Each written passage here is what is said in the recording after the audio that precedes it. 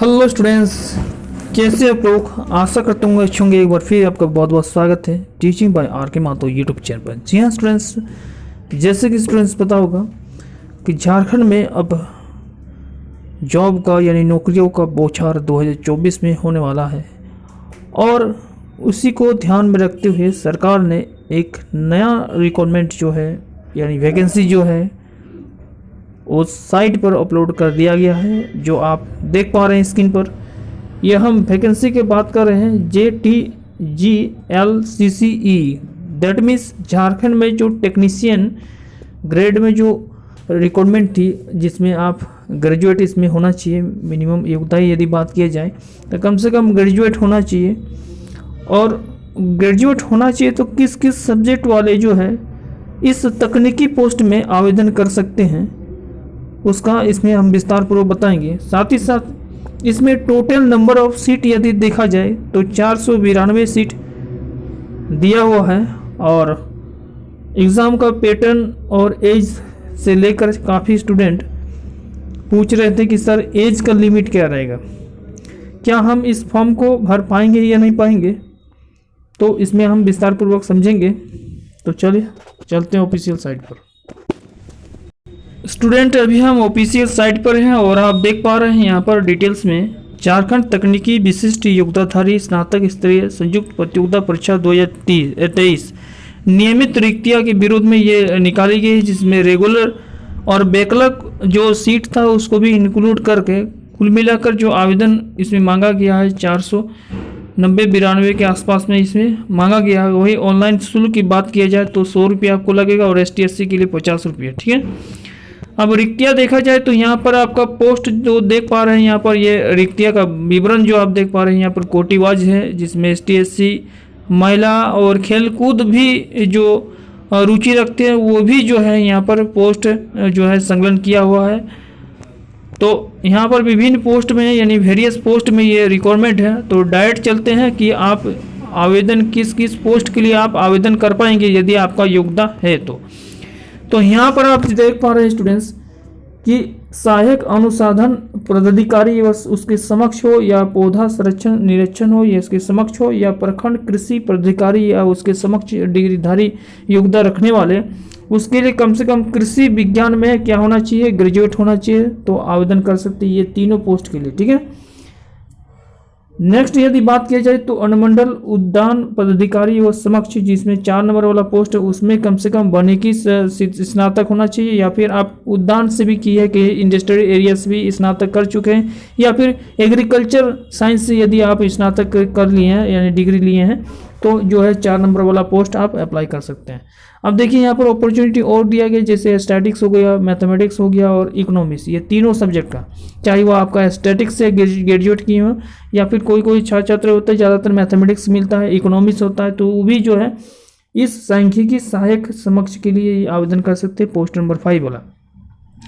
आगे यहाँ पर देखिए, आगे जो पोस्ट का मेंशन लिखा हुआ है पोस्ट नंबर 6 में निरीक्षण विधिक माप और विज्ञान में, इसमें यदि आप भौतिक से स्नातक कर चुके हैं या फिर आप मैकेनिकल से किए हैं, आप इलेक्ट्रिकल से किए हैं ग्रेजुएट, इलेक्ट्रॉनिक्स से किए हैं, तो भी आप जो है इसका आवेदन दे सकते हैं, यानी इस पोस्ट के लिए आप आवेदन कर सकते हैं। तो आपका विवरण जो पहले हम दिखा दिए वो पोस्ट वाइज था, कैटेगरी वाइज था कि कितना पोस्ट के लिए कौन कौन से वैकेंट है। ठीक है, उसके बाद एक अलग जो है रासायनिक शास्त्र जिसको केमिस्ट्री बोलते हैं, उसके लिए अलग एक पोस्ट दी है जिसका नाम है भूतात्विक विश्लेषक। तो ये 7 नंबर पोस्ट के लिए आपको कम से कम BSc के साथ केमिस्ट्री का डिग्री होना चाहिए, वो भी ऑनर्स डिग्री होना चाहिए, जनरल वाला अप्लाई नहीं कर पाएंगे इसमें। ठीक है, नीचे आप देख पा रहे हैं एग्रीकल्चर हो या कृषि से हो या फिर आप डिप्लोमा धारी भी किए हुए हैं, उत्तीर्ण किए हैं, या हस्तशिल्प में यदि आप डिप्लोमा डिग्री वाले भी हैं, तो ऑप्शन नंबर यहाँ पर 9 वाला यानी पोस्ट नंबर 9 वाला जिसका नाम है पर्यवेक्षक एवं समक्ष, उसके आधारित जो है आवेदन उस पोस्ट के लिए आवेदन कर सकते हैं। तो यहाँ पर आप समझ गए कि कौन कौन सा सब्जेक्ट वाले आवेदन करेंगे इस पोस्ट के लिए। आगे जब नीचे आइएगा तो यहाँ पर आप देखिएगा स्पोर्ट कोटा वाले के लिए भी यदि आप अंतर्राष्ट्रीय लेवल पर खेले हुए हैं, ओलंपिक खेले, तो उसको मेडल यदि आपको मिला तो फिर आप, या राष्ट्रीय लेवल पर भी यदि विश्व रिकॉर्ड है आपके नाम पर या प्रथम स्थान ओलंपिक में आप प्रथम स्थान रखे हैं तो आप स्पोर्ट कोटा में आप आवेदन कर सकते हैं। ठीक है, न्यूनतम एज में सबसे कंफ्यूज बात होता है कि न्यूनतम एज को लेकर, तो यहाँ पर साफ साफ क्लियर कर दिया गया है कि न्यूनतम उम्र कम से कम कितना होना चाहिए, तो 21 साल होना चाहिए, जैसे आप यहाँ पर देख पा रहे हैं। 21 कम से कम होना चाहिए, वो भी डेट यहाँ पर मेंशन कर दिया गया। सारा पोस्ट का लिए जो है मेंशन किया हुआ है कि 1 अगस्त 2023 तक कम से कम आपका 21 साल उम्र होना चाहिए। और मैक्सिमम एज की बात किया जाए तो 1 अगस्त 2010 तक आपका उम्र जो है, अधिकतम उम्र की यदि बात की जाए तो यहाँ पर 35 वर्ष जो है वो यूआर के लिए, यूआर मतलब होता है जनरल वाले के लिए, और BC1 और BC2 के लिए जो है पुरुष के लिए जो है वो 37 वर्ष यदि उसका उम्र हो रहा है 1 अगस्त 2010 तक, तो वो आवेदन करेंगे। ठीक है, महिला के लिए कुछ छूट दिया गया है 1 साल का, जैसे आप देख पा रहे हैं BC1 हो या BC2 हो, यदि वुमेन हो या महिला कैटेगरी, महिला जो है उसका है ना, तो वो जो है 38 साल उम्र अभी के अंतर्गत आता है, तो वो आवेदन कर सकते हैं। यहाँ पर ST SC का यदि बात की जाए तो 40 जो है उम्र सीमा निर्धारित किया गया है। एग्जाम पर पैटर्न पर डायरेक्ट चलते हैं। क्या है पैटर्न? आरक्षण नीति लागू होगा जैसे कि यहाँ पर दिया गया है। यदि आप आरक्षण का लाभ लेना चाहते हैं तो जाति चाहिए आपको, आवासीय तो यहाँ पर चाहिए ही। फिर नीचे आइएगा तो पैटर्न आपको देखना पड़ेगा क्या है पैटर्न। ठीक है, सबसे बड़ा इंपॉर्टेंट होता है कि आपका एज लिमिट, फिर कितना वैकेंट है, उसके बाद अपना पैटर्न क्या है, कैसे आपको तैयारी करना है। देखिए यहाँ पर रजिस्ट्रेशन देख लेते हैं। तो रजिस्ट्रेशन आवेदन करने के लिए यहाँ पर जो है 16 जनवरी से आपका स्टार्ट होगा, आवेदन मांगा गया है। वही 15 फरवरी तक ये मध्य रात्रि यानी 11 साढ़े 11 यानी पौने 12 तक आपका जो है ये खुला रहेगा, पोर्टल लिंक खुला रहेगा। और परीक्षा शुल्क जो है, आवेदन शुल्क जो है आप जमा कर पाएंगे 17 फरवरी तक। ठीक है, फोटो अपलोड कर लीजिएगा 19 फरवरी 2024 तक।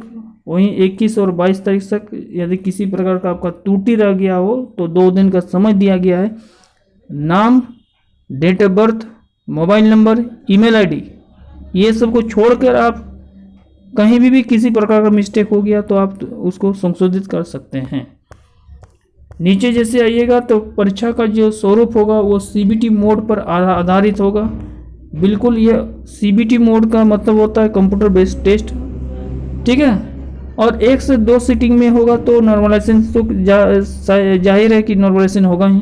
ठीक है, परीक्षा का स्वरूप जो होगा 3 एक ही स्तर पर होगा, वो मुख्य परीक्षा पर होगा, और 3 पेपर होगा। पहला पेपर में आपका जो परीक्षा होगा वो 120 नंबर का क्वेश्चन पूछा जाएगा।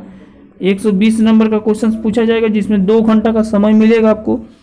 उसमें आपको 36 नंबर लाना है, सिर्फ क्वालिफाइड नेचर का रहेगा, इसमें आपको मेरिट लिस्ट में नाम नहीं जोड़ा जाएगा, ध्यान रखिएगा।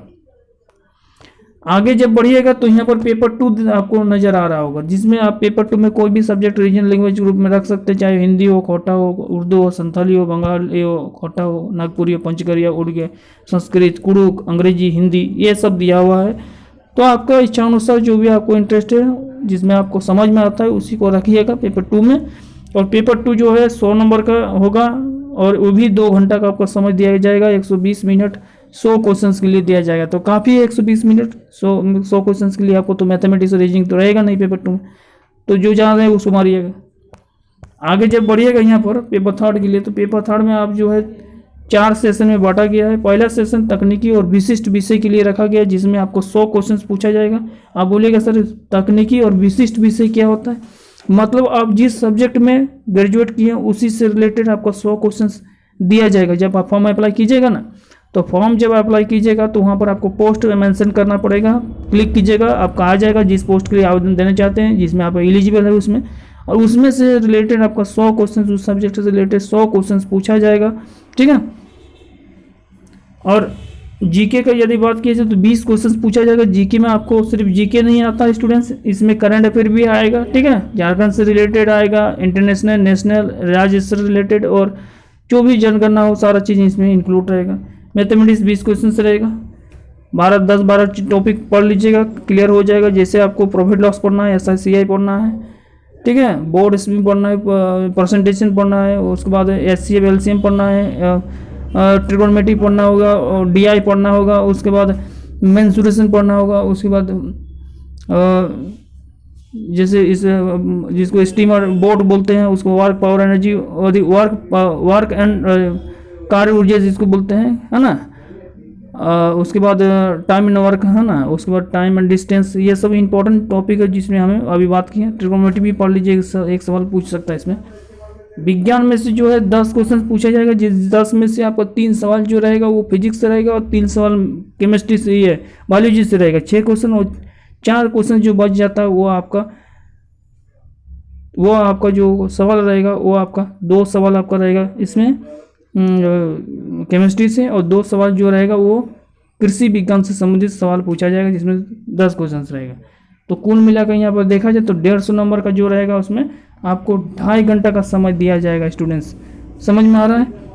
अब नीचे जैसे आ जाइएगा तो पेपर 1 हमने पहले कहा था 30% आपको लाना ही पड़ेगा। हालांकि पेपर 2 भी 30% नहीं लाइएगा तो आप डिसमिस कर जाइएगा। हालांकि 30 नंबर तो 30% तो लाना ही पड़ेगा। पेपर 2 120 में से 36% आपको 36 नंबर लाना ही है नहीं आओ। फिर आगे के दोनों पेपर 1 और पेपर 2 और पेपर 3 दोनों पेपर 2 और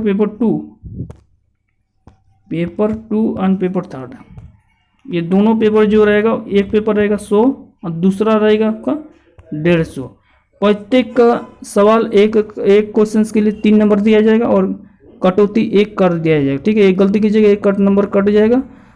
तो इस हिसाब से देखा जाए तो कुल मिलाकर 3.5 पेपर 2 में आपका 300 नंबर का सवाल 300 नंबर हो जाता है और 150 में आपका 3 मतलब 450। तो 300 और 750 का आपका जो है का मेरिट लिस्ट बनेगा। उसमें से आप जितना भी नंबर लाइएगा उस अकॉर्डिंग जो है मेरिट लिस्ट बनेगा। ठीक है, डिटेल्स सिलेबस के लिए आप साइट में विजिट कर सकते हैं। इस साइट आप जैसे जाइएगा jssc.nic.in पर, यहाँ पर सब्जेक्ट वाइज जो है इसका विश्लेषण एनालिसिस किया गया है। ठीक है, तो यहीं पर रखते हैं। कुछ अलग कोई भी नोटिस देता है एग्ज़ाम से रिलेटेड या कोई तो इन्फॉर्मेशन आपको मिल जाएगा। ठीक है, चलिए धन्यवाद।